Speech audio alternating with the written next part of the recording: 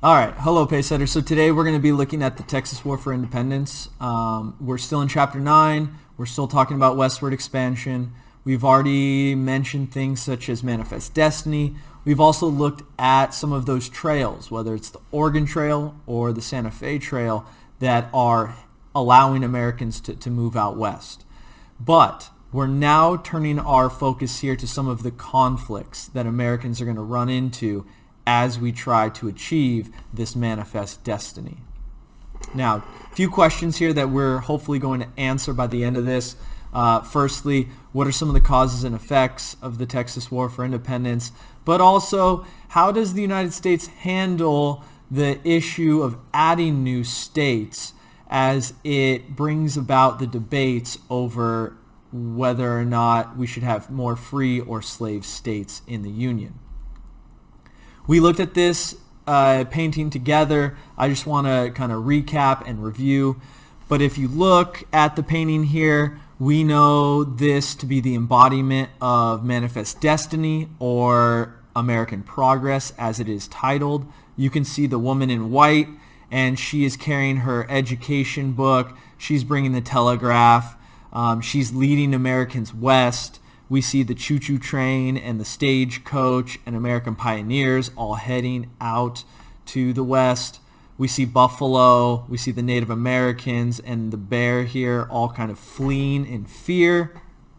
But again, illustrating this idea of manifest destiny, that it is America's God-given right to own the land from East Coast to West Coast, from Atlantic Ocean to Pacific Ocean. Now, the story of the Texas War for Independence begins with Mexico's independence in 1821. So, what you have here is when Mexico gains its independence from Spain, they are going to set up a republic. It's going to be called the First Republic of Mexico. And a republic basically is when we begin to see the principle of federalism, the idea that there are individual states, and you can see on the map here the different states of Mexico. Each of these are going to have its own government and its own power, but they're going to share their power with a centralized government as well. We in the United States, for example, California, we have our own government. California has its own powers to some extent, but we share our power with Washington, D.C., with the central government as well. And Mexico sets up its republic in the same fashion. Now, there are some problems with this.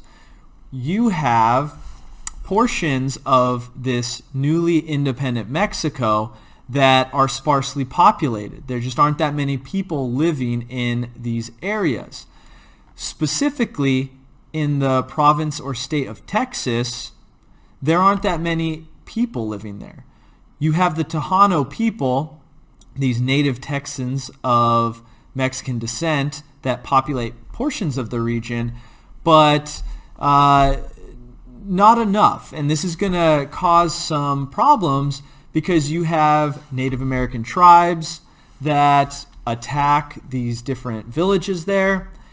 And so the Tejanos, they come up with this idea that, hey, we should allow Anglo settlers from the United States who want to move west to buy some of the land here. And they do. They allow these Texians, these Anglo settlers, to purchase land and begin colonizing regions of their province. Now, quick overview. So Mexico, 1821, gains its independence from Spain, establishes the First Republic of Mexico. 1823 is when they start issuing these land grants to U.S. settlers, to these Anglo settlers. Going forward, we are going to see 1834, Mexico turns from a republic into a dictatorship. And by 1836, we eventually see Texas declares its independence. Now, two men going forward that we need to know, Stephen Austin, but also Sam Houston. So Stephen Austin is going to be the first U.S. settler to bring 300 other Americans into this Texas region and begin colonizing much of the land there. Sam Houston we'll get to later. He is going to be vital, though, in this fight for Texas independence. Stephen Austin, though. So Stephen Austin, in order to gain that land that is given to him by the Mexican government, by the province of Texas, he must do two things, he and his fellow settlers. They must agree to become Mexican citizens, but two, they need to also agree to worship in the Roman Catholic Church. Now, they're going to have some issues, and there's going to be, from the jump, this growing conflict with the Mexican government. We're going to see that these settlers, these Americans moving in to this region, they are Protestant. They are not Catholic. And so forcing someone to believe in another religion never goes over well. In addition, many of the settlers coming into the area are bringing their slaves. Stephen Austin, Sam Houston, they are from southern states. They own slaves. They are coming in to cultivate this land, grow cotton, sell that cotton to make money. And so Mexico actually in 1829 abolishes slavery. And you probably will assume that doesn't go very well for these American settlers who came in expecting to be able to use their slave labor as part of their business. In 1830, Mexico actually is going to ban American settlement.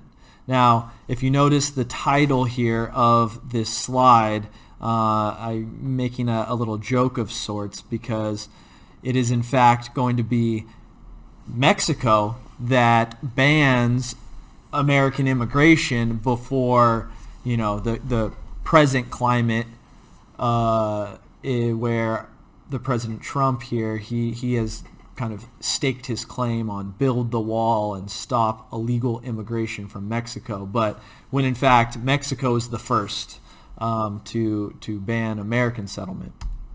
In addition, Mexico begins placing heavy taxes on American imports. Doesn't go very well. Goods coming in from the United States are going to now cost more. And then always something that is a problem, these Anglo settlers believe that they should have more representation within the Mexican government.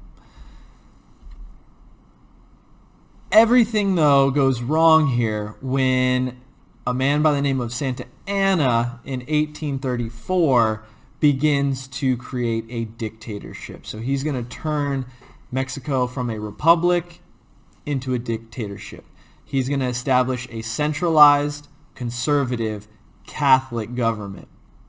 He's going to begin to take a lot of power away from those Mexican provinces and states.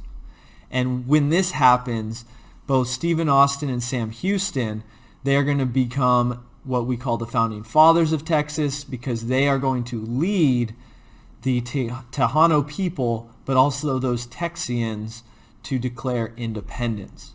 And they are. They're going to form the Lone Star Republic. And you can see their flag here. They are going to have this lone star, this star that represents their independence. And there are two battles that are going to ensue because when Texas declares its independence from Mexico, Santa Anna doesn't just lie down and fold his hand and say, all right, you're allowed to leave. No, he is going to want Texas back. And so he, being the dictator he actually is going to lead the Mexican army north to the region of Texas, and he is going to attempt to force them to return to the country. Two battles to note, though. The first is going to be the Battle of the Alamo. The Battle of the Alamo, Santa Anna heading his Mexican army, he's going to meet many of the Texans in San Antonio, and many of the Texans, they eventually find themselves in this former Spanish mission, the Alamo, and Santa Anna is going to surround them. He's going to surround the Texans and those who are willing to fight, roughly 100 to 200 of them, in this tiny mission. And Santa Anna is going to say, you need to surrender. You need to come out with your hands up. He says, if you do not surrender, I will give you no quarter. Basically saying, I will take no prisoners. So surrender now or die. The Texans, they are going to raise this flag and say, come and take it. Come and take the Alamo. Come and kill us. A 13-day siege is going to ensue. During this time, the Texans are going to be annihilated. Many of them are going to die. Some of them survive and are taken prisoner. However, true to his word, Santa Anna, he is going to execute all of them. Now, the second important battle that we should know of is going to be the Battle of San Jacinto.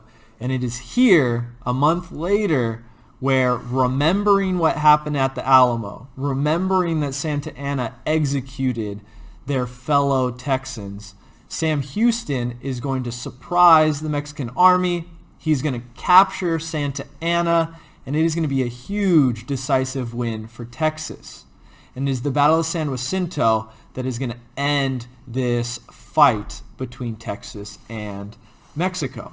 Now, the founding fathers here, Stephen Austin and Sam Houston. Unfortunately for Austin, he's going to get pneumonia very shortly after, and he's actually going to die. So he doesn't really get to partake in this newfound independence. Sam Houston, though, he goes on, he becomes the first president of Texas. Both men, they have cities named after them in Texas today. Important figures in Texas history. But what ends up happening is this. When Santa Anna is released, we are going to see there's still this dispute over boundaries. So Mexico and Santa Anna believe the Nueces River is the boundary between Mexico and Texas. Sam Houston and the Texan people believe the Rio Grande is actually that physical boundary. And so you have all of this disputed land that both are fighting over.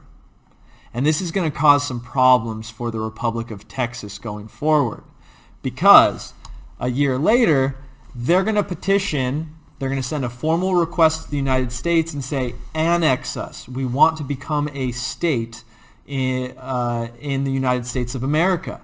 But Andrew Jackson, the president at the time, he and Congress, they're going to take no action. It's really because of two reasons. One is that border dispute, which we're going to get to. The second is Texas becoming a slave state is also going to disrupt the balance of power. So, border dispute. They are fighting over this area right here. If the United States adds the Republic of Texas, annexes them, now that dispute becomes the U.S.'s problem. And they are not willing to annex Texas and start a war with Mexico. The second reason, though, the U.S. doesn't want to annex Texas is, if you notice, right now in 1836, fairly equal between free and slave states. If Texas is added, well, now there's too many slave states and it disrupts the balance. So many of the northern free states, they are unwilling to add Texas to the Union. So unfortunately for Texas, they remain a independent republic. There would be too much internal strife if we expand. But this doesn't stop Americans from moving west. There's still this belief in manifest destiny. They're still wanting to expand even further. And this leads us to 1844. We now see that westward expansion is the main issue. And there are two men running for president. You have Henry Clay, a Whig, and he is running on anti-expansion. He doesn't want to add Texas. He does not want to expand any further. You have a dark horse candidate, someone who's unknown. You have this man, James K. Polk, and he is all about expansion. He not only wants to annex Texas, he also wants to settle the dispute in the Oregon Territory with Britain. And you can see this political cartoon here. You can see how they illustrate this. Polk here standing on American soil.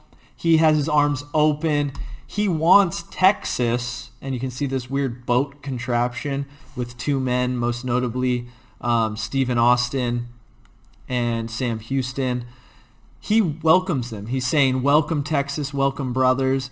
But they're being held back by this pulley system. And you can see who is pulling them, the Whig Party and Henry Clay. And they're kind of falling all over each other and stumbling.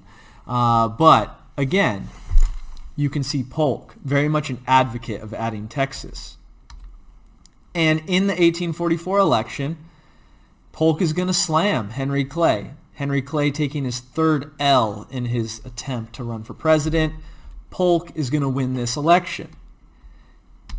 He runs on that platform of annexation, and it is the American people want to continue to achieve this idea of manifest destiny. They want to achieve westward expansion.